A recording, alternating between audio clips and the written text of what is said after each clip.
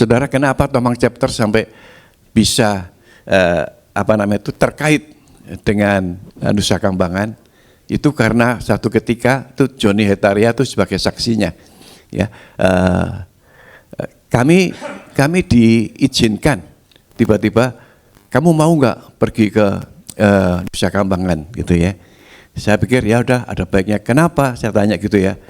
Di Nusa Kambangan itu ada gereja zaman Belanda ini ya, sudah rusak sama sekali dan itu harus direnovasi. Saya pikir asal saya diizinkan, karena prosedurnya kan susah. Jadi akhirnya saya pergi atas nama Tomang Chapter, saya ke sana, saya lihat semuanya, kemudian saya ajak sahabat kita ini, Pak Heriadi kan bekerjanya di kontraktor juga. Saya ajak dia dan dia mulai menulis semuanya, dan kemudian saya sharing di Tomang Chapter, dan Tomang Chapter bersedia untuk membiayai semuanya sampai renovasi itu selesai, sampai gereja itu bisa dipakai. Jadi ada kaitannya memang Tomang Chapter dengan Nusa Kambangan, luar biasa itu ya. Itu makanya itu bagian daripada yang sebetulnya saya ingin ceritakan. Tapi karena kesaksian ini, kemudian kesaksian yang kedua, Pak Heriadi itu cerita tentang pada waktu istrinya almarhum Priscilla itu sakit, dan kemudian bagaimana dia mengalami itu semuanya. Kebetulan memang kita cukup dekat gitu ya. Jadi malam saya rubah, saya akan bersaksi tentang bagaimana saya menghadapi persoalan dan masalah, terutama pada waktu saya kehilangan istri saya. Ya, ini nggak mudah untuk cerita ini, untuk bersaksi tentang ini. Tapi itu semuanya akan tertulis sudah saya siapkan semuanya di buku kedua saya. Karena itu adalah hal yang penting. Cuman asumsi yang kita ambil yang penting sekali buat saya adalah waktu saya di Full Gospel itu yang pertama, saya belajar tentang bagaimana mendengar suara Tuhan. Itu nggak gampang dan itu sulit, dan saya harus belajarnya itu ke Youth with Mission. Di sini ada Lodi, itu tahu bosnya Youth with Mission, itu intinya mendengar suara Tuhan. Kalau di Full Gospel sendiri itu misi yang paling penting. Jadi mendengar suara Tuhan ini saya harap kita semuanya bisa menangkap ini. Jangan saya kadang-kadang takut ya kalau dikatakan, wah kamu pendeta bisa-bisa aja gitu ya. Enggak, karena mendengar suara Tuhan ini untuk belajar saya susah sekali memang, dan lama sekali. Karena mendengar suara Tuhan ini yang pertama adalah yang audible, jarang sekali. Meskipun saya pernah mendengar itu 1 kali, 2 kali, tapi audible itu jarang sekali. Yang kedua, mendengar suara Tuhan itu adalah nomor 2 adalah dari firman Tuhan. Ya, kalau kita merenungkan firman itu tiba-tiba muncul dan menemplak hati kita. Itu kita mulai, kenapa ya, ada apa? Itu mendengar suara Tuhan. Yang ketiga, bisa juga mendengar suara Tuhan dari hamba-hamba Tuhan yang diurapi, yang tiba-tiba datang dan kemudian mengatakan, Tuhan bicara mengenai ini. Ya, hati-hati tapi dalam hal ini, karena banyak sekali yang mengatakan, oh Tuhan bicara, kamu harus begini, kamu harus begitu. Hati-hati sekali, karena banyak yang kepleset di situ, terus terang aja.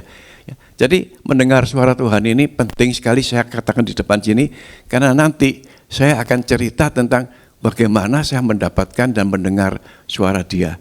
Ya, banyak sekali kejadian ini, dan karena itu saya mesti sampaikan terlebih dulu supaya jangan salah mengerti. Ya. Baik, saudara. Jadi Oktober kemarin tahun 2023, tanggal 17 Oktober istri saya dipanggil Tuhan. Kemudian 12 hari kemudian mama saya juga dipanggil Tuhan, tanggal 29 Oktober. Istri saya pada waktu itu berusia 77, tapi mama saya 12 hari kemudian dipanggil Tuhan, usianya adalah 97. Ya. Jadi yang ingin saya sampaikan di sini adalah dalam waktu yang dekat saya kehilangan penolong saya, Karena selama ini terus terang aja saya berdua, Pak Heriadi itu tahu sekali, selalu berdoa kemana-mana kita berdoa ya.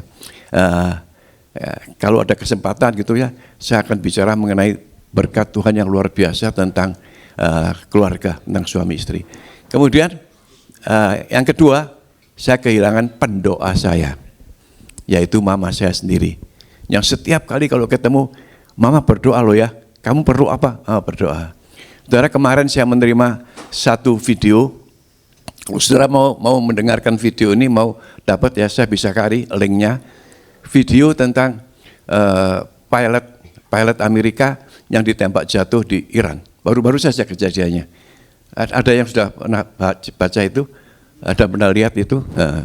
Jadi pilot ini tembak jatuh dan dia bisa keluar dari kursi lontarnya itu, tapi dia jatuh di wilayah, sebetulnya wilayah Iran. Cuman dia ceritakan cuman nggak sampai berapa kilometer daripada pusatnya Iran itu sendiri, 4 atau 5 kilometer gitu ya. Dan dia sebenarnya sudah tidak punya harapan.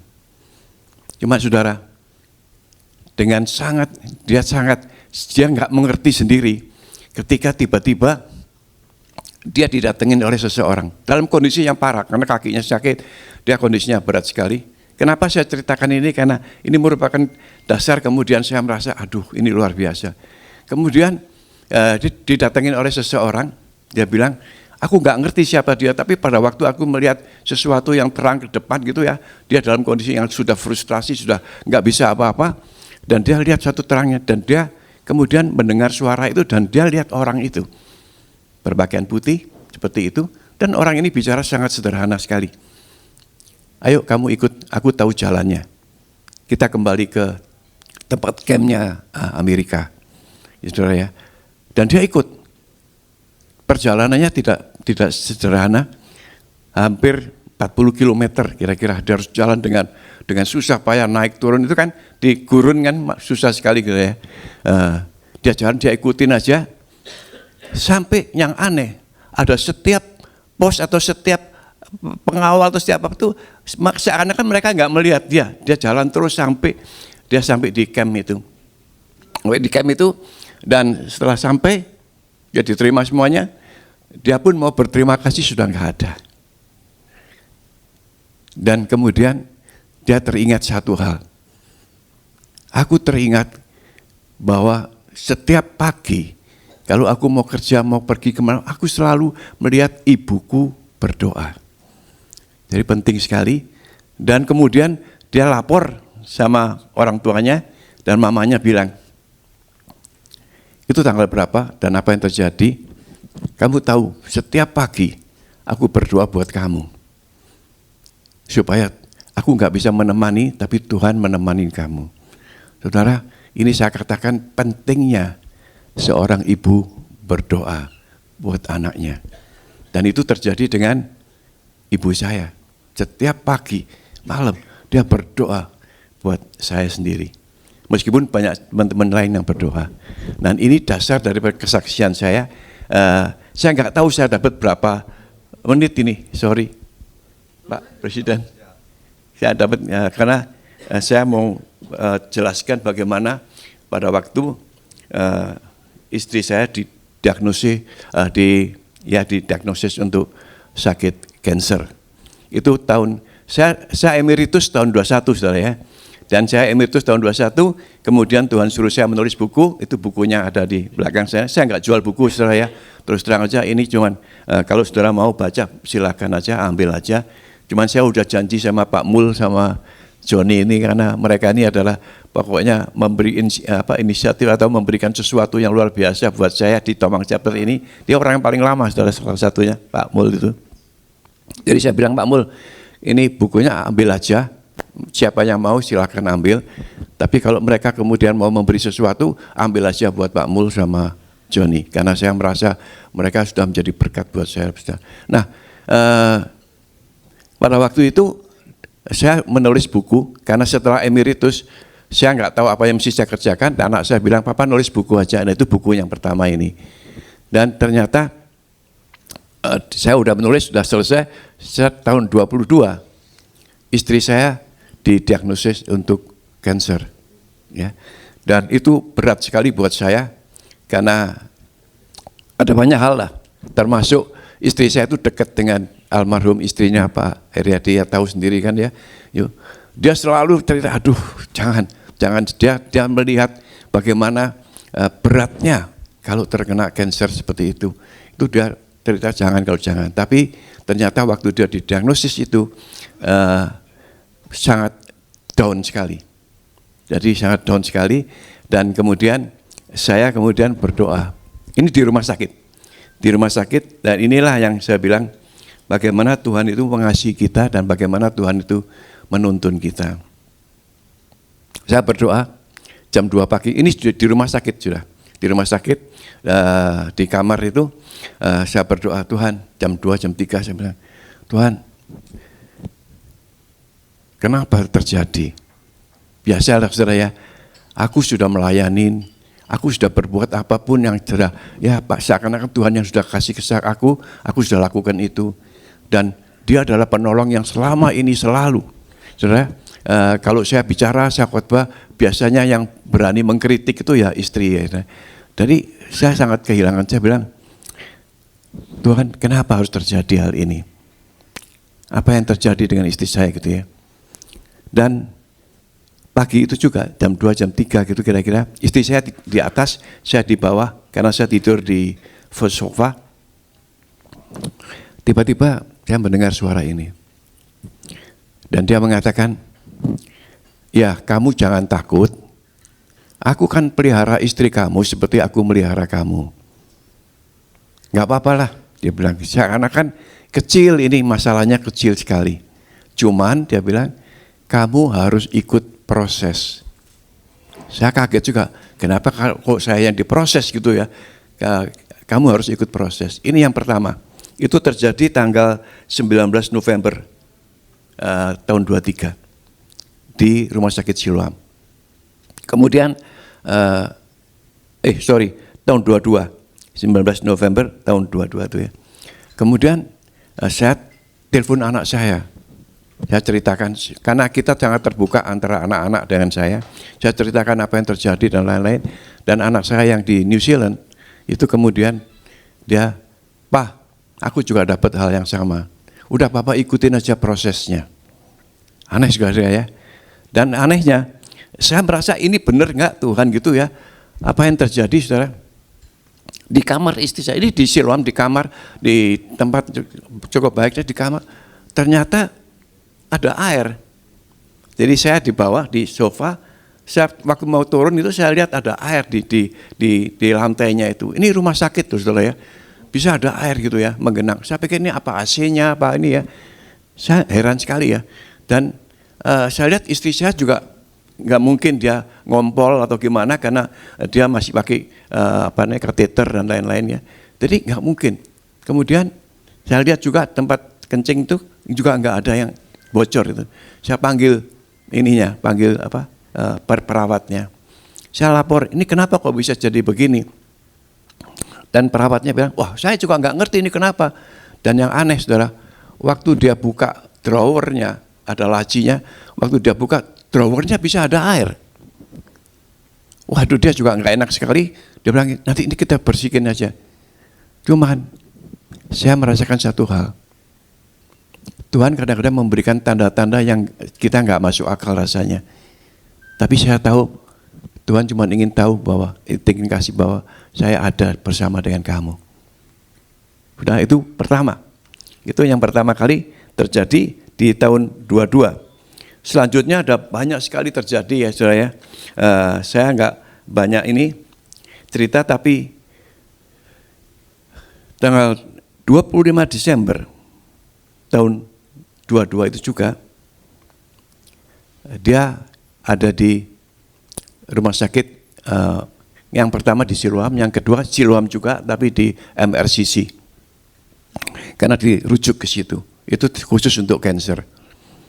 Dan di situ saya melihat kondisi dia yang berat banget gitu rasanya ya. Karena selama habis dari Siloam itu kita pindah ke rumah sakit lain, dan di situ dia diambil cairannya itu selama hampir 2-3 minggu diambil cairannya itu sampai 6-7 liter, saudara. Tiap hari keluar gitu. Jadi kemudian dibawa ke MRCC. Nah, di MRCC itu kan saya melihat kondisinya begitu berat, saya berdoa lagi. Kali ini saya berdoa lebih, Tuhan, saya bilang, saya takut kehilangan dia. Nomor satu. Saya takut kehilangan dia. Benar-benar saya takut kehilangan dia, karena dia adalah penolong saya selama ini. Saudara, saya sudah merayakan anniversary saya yang ke-52 sebelum dia sakit. Sudah 52 kita. Dan kalau ditambah pacarannya 3 tahun, berarti saya 55 tahun bersama dengan dia. Jadi saya benar-benar takut kehilangan dia, penolong saya ini. Dan tiba-tiba Tuhan bicara yang mengejutkan buat saya. Dia bilang begini, kamu takut kehilangan dia? Iya Tuhan. Nomor 1, saya takut kehilangan dia. Nomor 2, saya nggak akan tahan kalau dia sampai sakit. Karena saya dengar kalau kena cancer itu, paru-paru apalagi itu sakitnya luar biasa. Teman-teman saya semua bilang, itu sakit banget loh ya. Jadi saya nggak akan tahan kalau sampai dia mengeluh sakit. Dan yang ketiga, saya bilang sama dia, Tuhan, bukan itu saja, bukan takut, saya juga merasakan sesuatu yang kehilangan ini, saya terus mesti apa? Kira-kira begitulah. Dan Tuhan bicara. Ya, maaf ya kalau saya katakan Tuhan bicara, itu karena tiba-tiba Tuhan aja taruh di hati saya. Nomor 1, Tuhan bicara seperti ini. Kamu takut kehilangan ya? Iya Tuhan. Kamu tahu nggak? Kalau takut kehilangan itu berarti kamu merasa memiliki.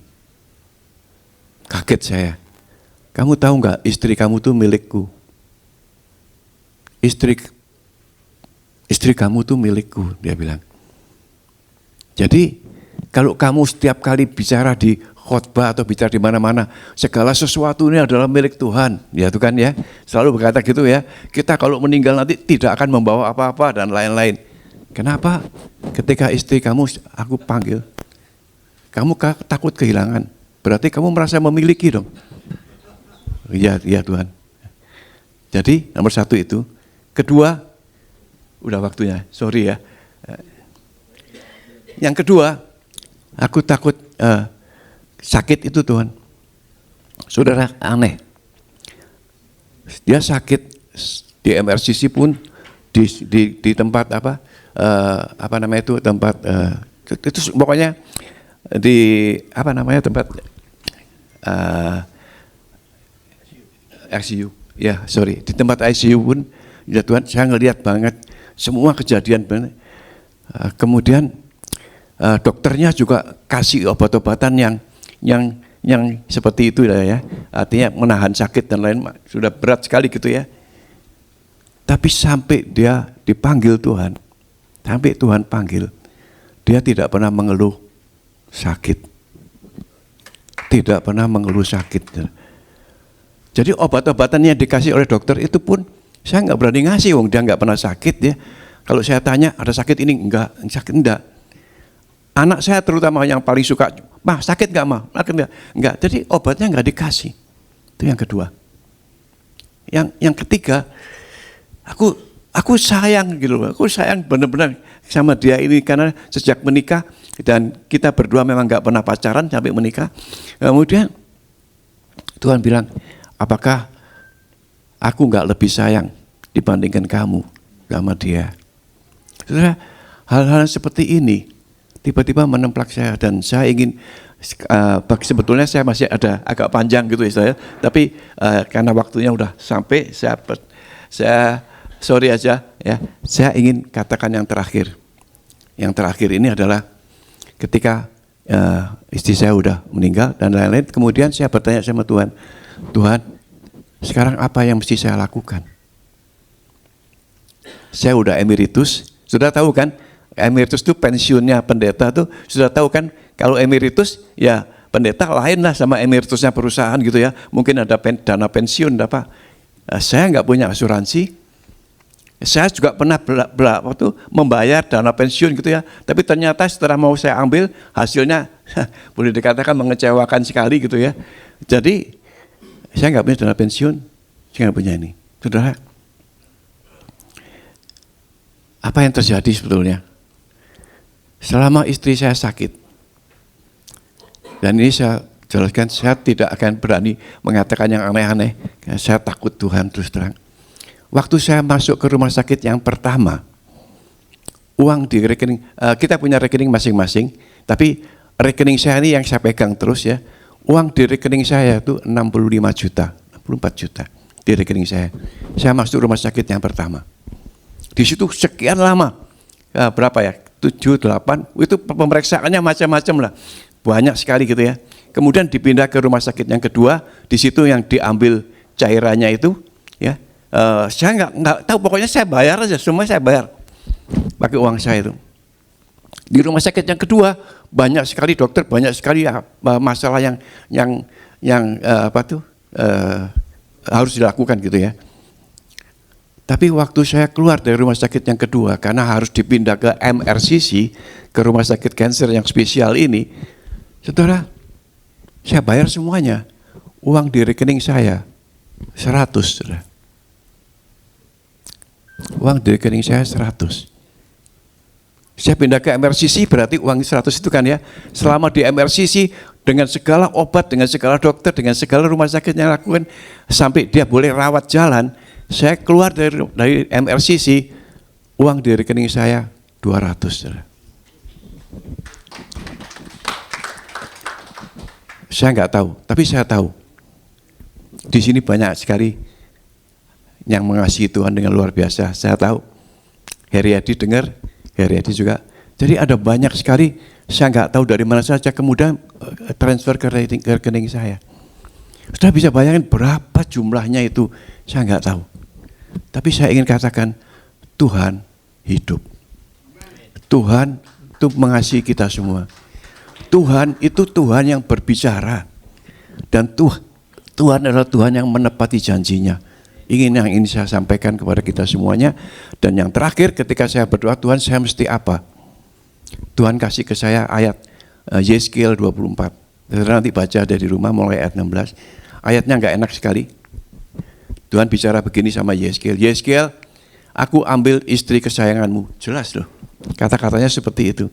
Aku ambil istri kesayanganmu, tapi kamu tidak boleh berduka. Kamu tidak boleh lagi menunjukkan bahwa kamu sedih, susah, dan lain-lainnya gitu. Tapi kamu akan menjadi saksiku untuk membawa orang-orangku yang lagi dalam pembuangan. Di zaman Yeskiel ya, lagi dalam pembuangan. Kamu harus datang ke mereka, menyaksikan bahwa aku tetap mengasihi mereka. Terus saya tanya, maksudnya apa? Tugas kamu sekarang hanya bersaksi kepada teman-teman yang saat ini jauh dari Tuhan. Yang saat ini merasa tertekan, menderita, sakit, atau apapun juga. Mereka yang aku sudah berdoa tapi Tuhan nggak jawab. Aku sudah merasa ini, kenapa kok terjadi pada diriku? Oke Tuhan, kalau Tuhan katakan, jadi hari ini saya cuma bersaksi bahwa Tuhan clear dan Tuhan mengasihi Anda semuanya. Apapun masalah Anda, persoalan apapun juga, dan saya mendapat tugas ini dan saya mengucap syukur bahwa saya ditugaskan untuk ini. Karena kenapa? Karena selama saya keliling-keliling kemanapun, saya bertemu dengan orang-orang yang orang senior yang kemudian mereka tertekan karena masalah politik, ekonomi, semuanya. Dan saya cuma katakan kepada mereka, kembali kepada Tuhan. Tuhan mengasihi kamu. Tuhan memberkati Anda.